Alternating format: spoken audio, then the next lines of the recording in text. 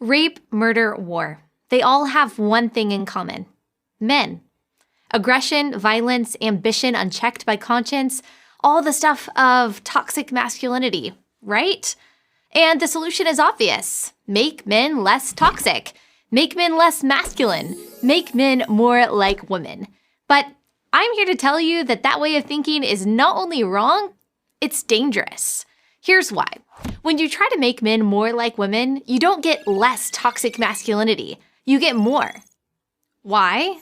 Because bad men don't become good when they stop being men. They become good when they stop being bad. Aggression, violence, and unbridled ambition can't be eliminated from the male psyche. They can only be harnessed.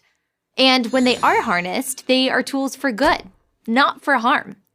The same masculine traits that bring destruction also defeat tyranny. The traits that foster greed also build economies. The traits that drive men to take foolish risks also drive men to take heroic risks. The answer to toxic masculinity isn't less masculinity.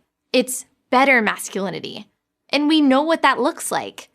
It's a young man opening the door for a girl on their first date. It's a father working long hours to provide for his family. It's a soldier risking his life to defend his country.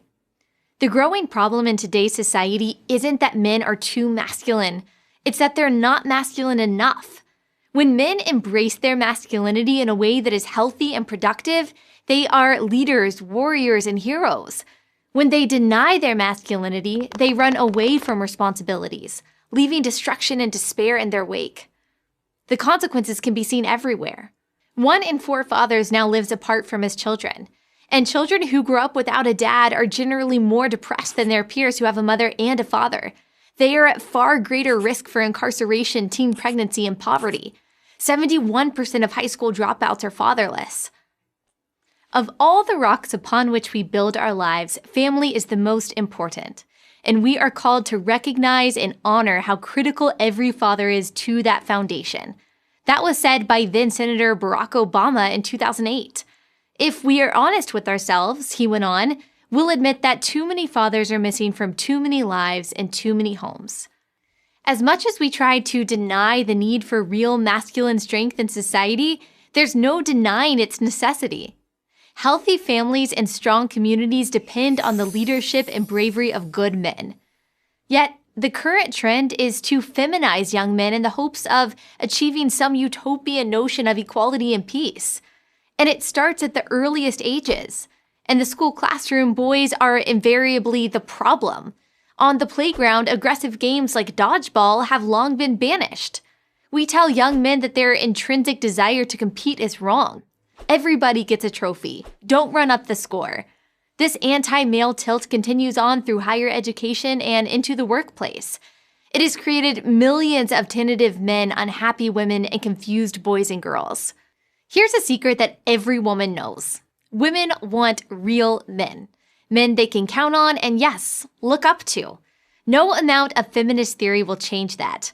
I don't know any woman at any age who is attracted to a passive man who looks to her to be his provider, protector, and leader. Every woman I know wants a strong, responsible man. That's not a consequence of a social construct or cultural pressure. It's innate. The devaluation of masculinity won't end well because feminine, passive men don't stop evil. Passive men don't defend, protect, or provide. Passive men don't lead. Passive men don't do the things we have always needed men to do for society to thrive. In his book, The Abolition of Man, English social philosopher C.S. Lewis writes about this problem. He describes the tension between cerebral man and visceral man. By his intellect, Lewis explains, man is mere spirit, and by his appetite, mere animal. We need both. Take away one, and you're left with a man who's either weak or wicked. And in a world of wickedness, weak men are nothing more than enablers of wicked men. Rape, murder, war. They all have 2 things in common.